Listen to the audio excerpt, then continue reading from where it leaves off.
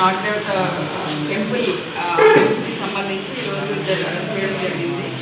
వీరు బైసర్ రూరల్కి సంబంధించిన చిత్తూరు విలేజ్కి సంబంధించిన సంగరతన్ అండ్ విశాల్ వీళ్ళిద్దరూ కలిసి ఈ అఫెన్స్ చేశారు. ఫస్ట్ ఎర్లీ మార్నింగ్ వీళ్ళు న్యూ ఇయర్ బాగా సెలబ్రేట్ చేసుకోవాలంటే ఏదైనా గుర్తిస్తే మంచిగా దొరుకుతాయి డబ్బులు అనేసి అక్కడికి వెళ్ళి ఆ టెంపుల్ని హుండీని పగలగొట్టే క్రమంలో అది గట్టిగా నేలకి ఫిక్స్ అయింది టైల్స్ తోటి. పెద్ద రాయి తీసుకొచ్చి బండరాయి దాన్ని కొట్టారు. దానివల్ల అక్కడ టైల్స్ డిస్టర్బ్ అయ్యాయి. ఆ హుండీలో ఎక్కువగా కాయిన్స్ దొరికాయని వాళ్ళు అక్కడి నుంచి బెల్స్ తీసుకెళ్ళి ఈ బెల్స్ ఇవన్నీ కూడా వాళ్ళు అక్కడ థెఫ్ట్ చేయడం జరిగింది. చేసి నెక్స్ట్ డే వీళ్ళంతా కూడా ఈ బైన్సాలో తిరుగుతున్నారు సోనా చాందీ మార్కెట్ ఏరియాలో.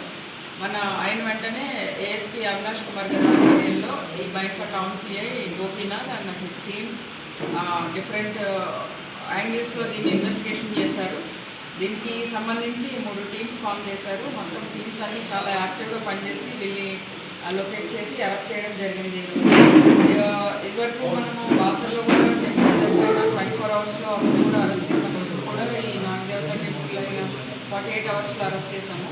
సో దీనిలో పార్టిసిపేట్ చేసిన టీమ్ మెంబర్స్ని అండ్ వీళ్ళకి నేతృత్వం వహించిన అవినాష్ కుమార్ ఏఎస్పీ ఐపీఎస్ తనని, తర్వాత గోపీనాథ్ టౌన్ సిఐ వెళ్ళి నేను ప్రత్యేకంగా అభినందిస్తున్నాను.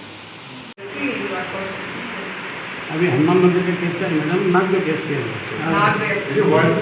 ఏం ప్లాన్ చేశారు ఫస్ట్ దాస్ హనుమాన్కి అటాక్ చేద్దాం కానీ ఇది జస్ట్ టౌన్ పక్కనే కదా so it is not safe to attack చేయాలి. సో తర్వాత వీళ్ళు అక్కడ వెళ్ళారు నాగ్ దేవత వెళ్ళి ఇది చేశారు. అంటే ఫస్ట్ దీన్ని చేయాలనుకున్నారు. ఊరికి దగ్గర నుండి కొంచెం తెలిసిపోతుంది అది దూరం ఏం లేదు. హుండీ ఫిక్స్ ఉంది కదా, హుండీ ఫిక్స్ చేసి ఉంది టైల్స్. సో హుండీ పగలగొట్టే క్రమంలో పెద్ద రాయి తీసుకొచ్చారు బయట నుంచి. వీడు ఎంత డ్రగ్ ఉన్నారు అప్పుడు ఇది పోయినప్పుడు ఒక ప్లేస్కి గిరి అయ్యారు.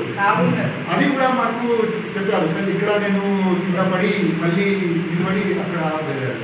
और अंदर जाकर के वो लोग बस हिंदी निकालने के लिए पेदा राई उसको तोड़ रहे निकाल रहे फिक्स अయింది కదా. సో అది కొట్టినప్పుడు టైల్స్ డిస్టర్బ్